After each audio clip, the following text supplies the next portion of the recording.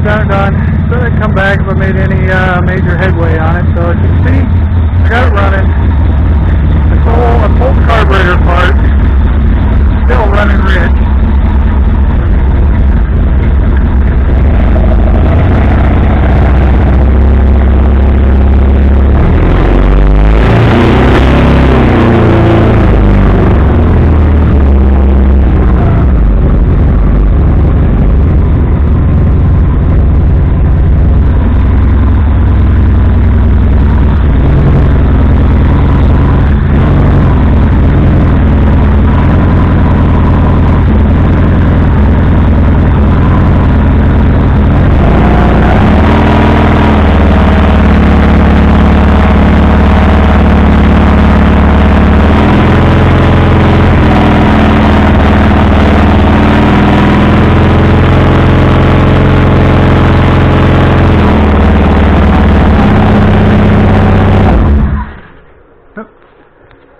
Run a little too far down, but as you can hear, it runs. I had a problem this morning when I was trying to figure it all out. I was hooked the laptop up to the computer of the airplane, was checking the ignition spark because it wants to backfire too much every now and then when you try to start it. And in testing the coils and everything out, when I was cranking it over with the plugs out, the plugs weren't sparking good. It's like they had weak spark. So in the program for the little computer is a test to fire them. So I run through the test and they were all working fine. They pulse at 30 hertz. And all four worked. And then there was a second test that I tried. It goes from like 0 to 100% for duty cycle or something. And then number 3 quit working. And then there's a little help button, and when I clicked on it, it says, do not do this test with the coils hooked up. It could damage coils. Like, oh great, did I burn out a coil? No, I didn't burn out a coil. I burned out one of the drivers in the ignition driver set. The computer sends out a low voltage signal to this driver, and then it sends out the high current to the thing. So I burned up channel 2 in this thing. So it was cheap. I'll buy another one. So what I did is I dug the old one out from the original engine, and I just pulled that channel apart and wired it in. So, let's see, what do we got? 1 and 3 are still hooked up. Those 2 don't get hooked up. Okay, this is a ground. That's all this is a ground. Came unhooked. But let me see if it'll start back up real quick. It's been starting up okay, and I haven't had a problem because it was just always constantly popping and backfiring on me. So let me crack the throttle a little bit. See, like that.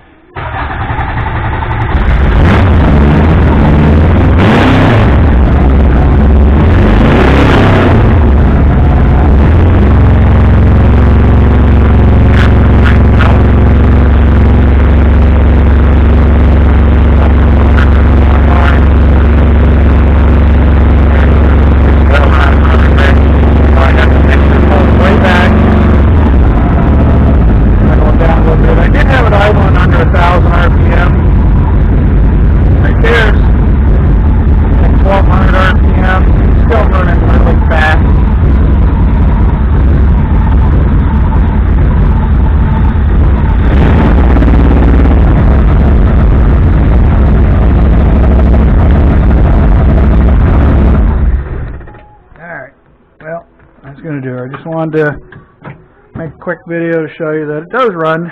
It sounds pretty good. The muffler is a lot calmer sounding. I can hear the gearboxes whine, so that's all working good. What I did is I pulled the throttle, the carburetor apart, and this mixture control, look at this baby sweating. So the mixture control on this has a seal back here and a seal on the other end. And the other end is where the fuel comes into it. So when the fuel comes into there, there's a quad ring in there. It's an O-ring with 4 corners on it.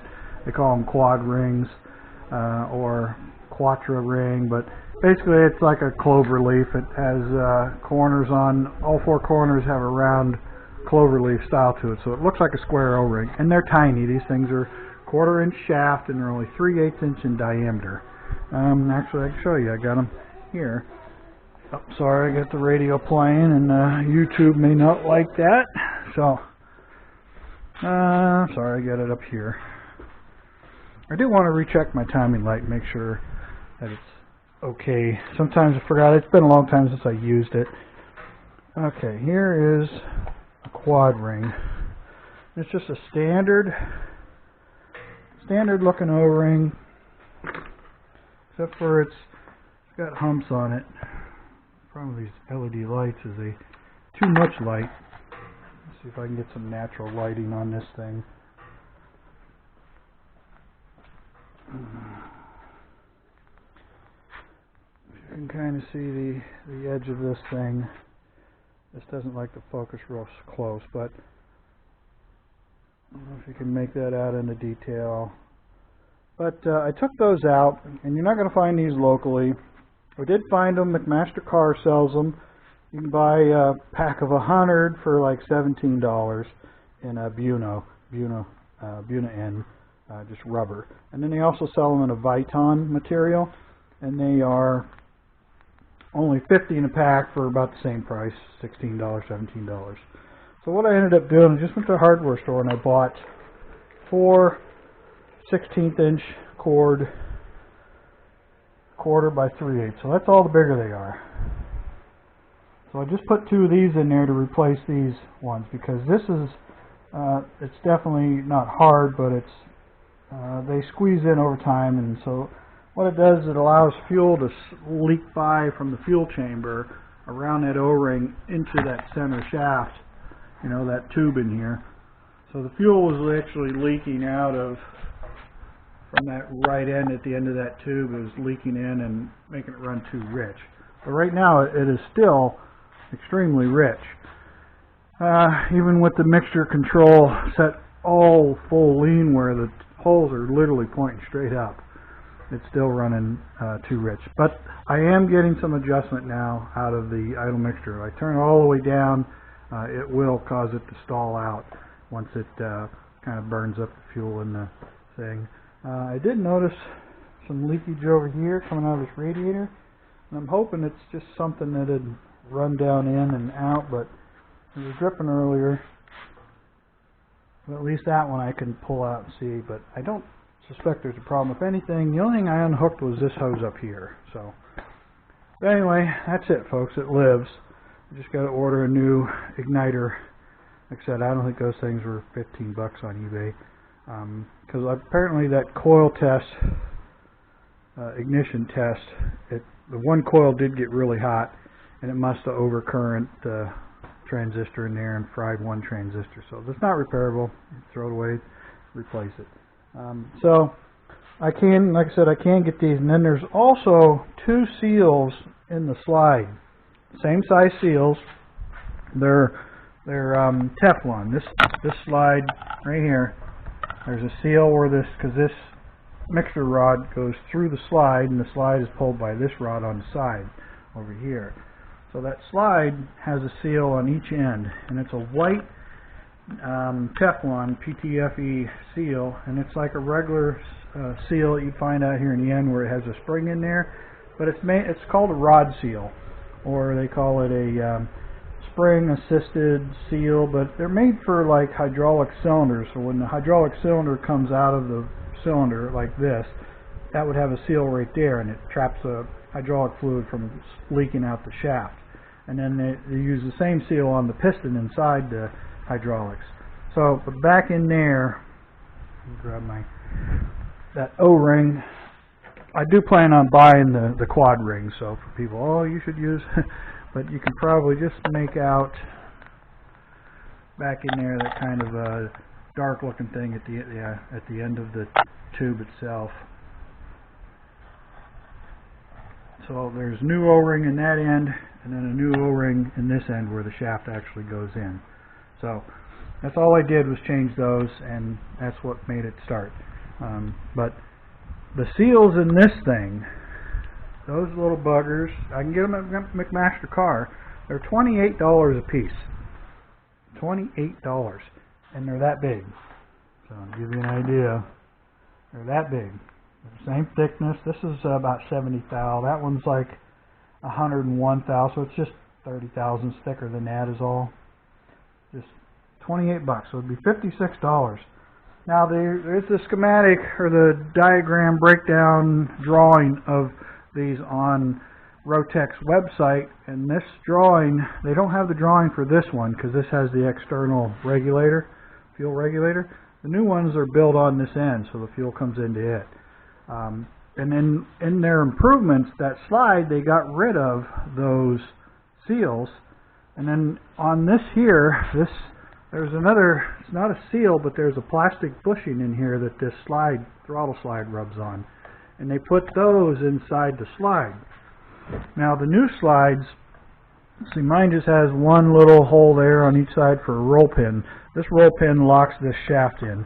But that other one has two roll pins on either side of the bar. That holds in that bushing, and then it has two back here on this side.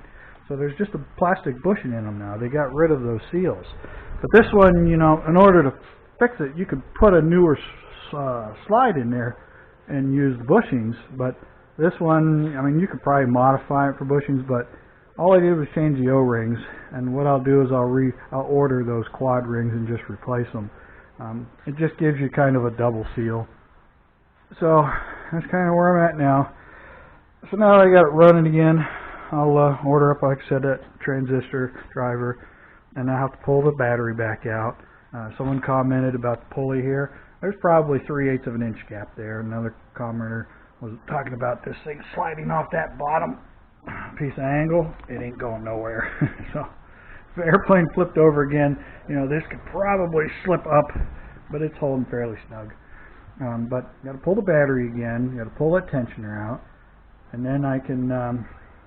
I think the fuel line's got to come back out of the way to get the tank out, so I can weld up that little pinhole. Of course, you got to take the cables out and this here all out, but she's working. I'm pleased.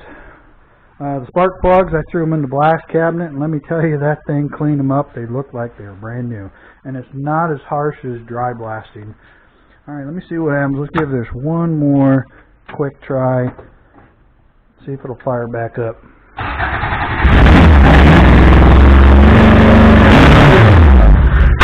Oop. Pulled her back a little too quick. Stalled her out. But occasionally when that popping in there, I think there might be some noise on my cam signal. This is all the stock sensor, but it goes through the plug. But I don't have any shielding around the wires going to the computer. So I want to get an oscilloscope hooked up to these triggers when it's running and see what these signals look like, if there's any noise in these signals. If there's any noise in the signals back to there, it's going to cause, you know, some of this popping and firing. Now I got it running, I can hook the laptop back up to it, fire it up, and then see what the timing's doing. But I want to go ahead and get the timing light on there and see if I can get it to work, because I hadn't used it in a long time. And this one has the knob where you can set it so it'll run at a certain degree. And I think I used to have to kind of play with that a little bit to get it to work, or this connection down here to finally get it to work. I usually just leave it at 0, but I didn't try jiggling that to see if it'd work. It may not work on these newer ignition systems, but it should. It should trigger just fine off of a plug wire. It's a clamp type. So, but anyway, let me go. I'm just wanted to let you guys hear this thing running, and the exhaust sounds nice. It smoked like crazy in here after I got it running from being rich, but it's still too rich, and I'll have to give her some thought, some way to lean that baby out. I think the only way to really lean it out is to possibly introduce a leak, a vacuum leak. There's a guy who builds Thunder 289 is his channel, and he built this. What's it called? It leans out the air fuel ratio at cruise. You can program it. It uses a wideband oxygen sensor. What do they call it? Can't think of it now. But it's a genius idea. It's for carburetors, and it's like a idle motor from maybe a GM product, an idle control motor, and it hooks it up to an airline, and it goes into a big vacuum port on your manifold. And when the thing's running and you activate it, it reads the oxygen sensor, see if it's rich or lean, and then it introduces a vacuum leak into the intake. and it regulates how much vacuum leaks in there, and it leans out the carburetor as if it was a fuel injected thing. So when you set the carburetor up, you set it up a little rich like this thing's running, and then you introduce this thing, and it's just an automatic lean. You can turn it on and off on the fly. It's all Wi-Fi or Bluetooth, and it's slicker than hell. I wish I can remember what he called it. But it's a neat little gizmo. But it'll take a carburetor and put it into the 21st century for air-fuel ratios. And you can drive down the highway at 14.5 to 1 with that thing set up. And if you step on it, you know, it's got quite a bit of tuning to it. You can do quite a bit. But he controls, it's ingenious. I mean, that you control a vacuum leak to make the thing lean out and get your best fuel economy. So, carb cheater, that's it, carb cheater. It's like a $300 unit. I plan on putting one on this car. So, but I'm not going to use one on this. I'm just going to figure out how to lean this thing out myself. And but it's working. But I do want to check for noise on these signals, because every now and then it wants to do like it did there. It popped, backfired, and it shouldn't be doing that. When I was rolling it over with the plugs out, checking the spark, they were inconsistent. They were kind of on off.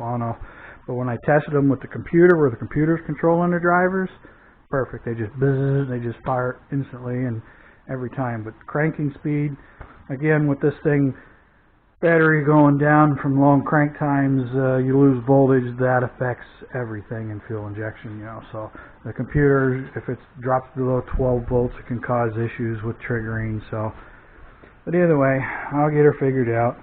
I got nothing but time on my hands, folks. Alright, I think that's going to do her. I just wanted to get this out so you guys can see her and hear it run. So, it's getting there. It's definitely not running as rich as it was, but it's still on the rich side. So, I'll see what I can do about that. Alright, I'm going to go before I have to get too long. This is already getting up to 17 minutes, and I don't want to have to splice it. So, as always, feel free to leave any comments, questions, concerns, and I will not see you guys again till next weekend. And by then, I should hopefully have this all of art back together, ready to go, and maybe get this new driver in and throw it on and be back in business. Okay, everybody, again, thanks for watching my videos, and I will see you guys on the next one. So for now, this is Dino Don out.